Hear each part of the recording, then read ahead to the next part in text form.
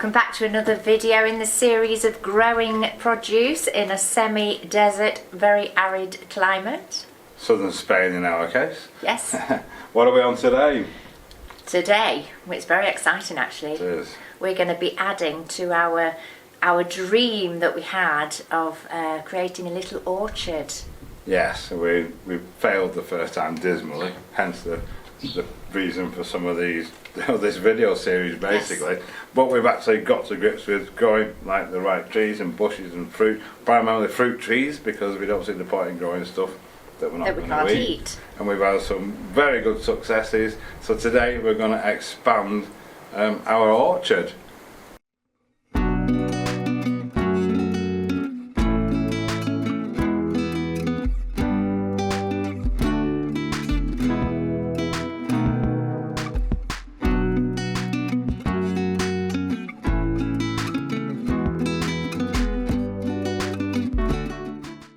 So originally, back in 2019 when we bought our house, we planted 13 different varieties of fruit trees.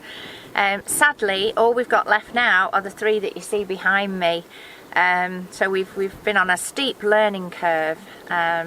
We need to find fruit that grows well in this particular climate, and today we're going to be planting a pear tree. So when I said 1, I actually meant 2 pear trees. The reason being, we understand these are not self-pollinating, and so we need 2 trees in order to cross-pollinate. Variety, well, we've chosen an Ercolini pear. The reason for that is that our area, Murcia and Jumia in particular, is very famous for its pears, and the variety that is grown here profusely, they're everywhere, is the Ercolini. So it makes sense for us to go for this. Hopefully we'll have more success. The original pear tree that we planted in 2019 was a conference pear, and although it didn't die until last year, so it did survive a little bit, we never got any fruit from it. So we're more hopeful this time. Fruit trees. We've tried all sorts of fruit trees over the years. We've tried planting them from seed. They will not guarantee to grow true to what they are from seed, and various other things. Most fruit trees are grafted. You can see the graft line on this. This ensures that the graft, which comes from the same tree, reproduces the same plant. In this case, an Ercolini pear. What we've got to be careful of when we plant it is that we leave the graft 2 to 3 inches above the top of the soil. And those of you who've seen our previous videos know how hard the ground is here. So luckily the hole I only have to dig is that big, that deep, just to take what it is, because it's about right on the level already. So let's get digging. We've actually had a couple of trees in here in the past. Before we moved up here, we couldn't water them very often, they didn't make it, but I'm going to use the same holes just to make digging a bit easier.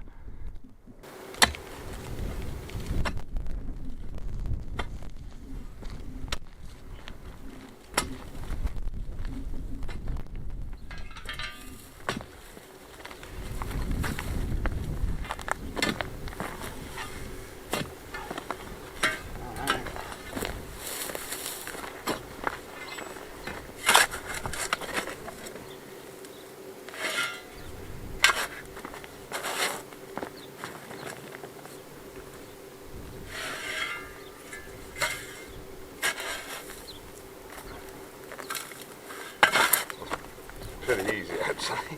Yeah, I think it's a good idea to do it in the same hole.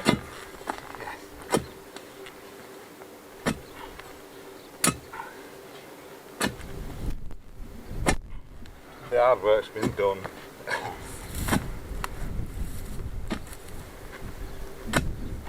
A bit.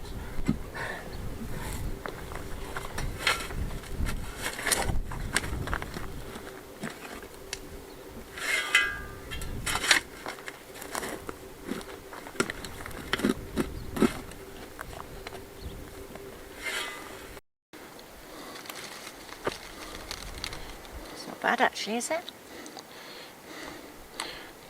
maybe a little bit more, so we've got a little bit of a well. Okay.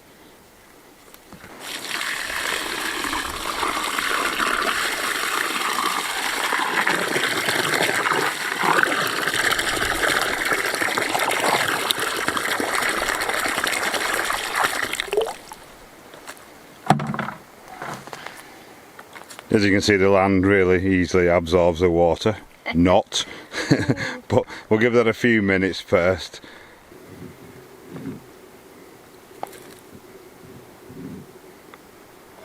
Certainly won't need to water this in because it's just sitting there. I think what we're going to do now, we're going to fill in round it, and then because the roots are so short, we're going to pile a load of stones on top of it, which will help to stop the moisture evaporating as well. That water should eventually soak into the surrounding soil. So there we are, one down, one to go.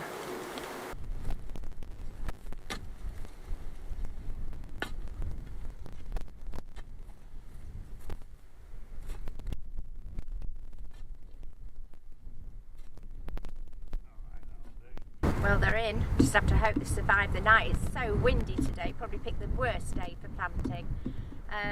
Yeah, the pears, by the way, the Ercolini, as I said, they're lovely yellow pears with a rosy pink blush on them. So they're super sweet, super juicy apparently, so I can't wait, but I guess we've got a while yet.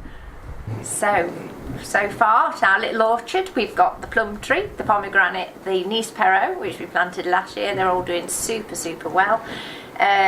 Our lemon tree, of course, that we transplanted from the front of the houses in a small pot, doing absolutely fantastic now. We've got lots of buds, so we'll have some lemons soon.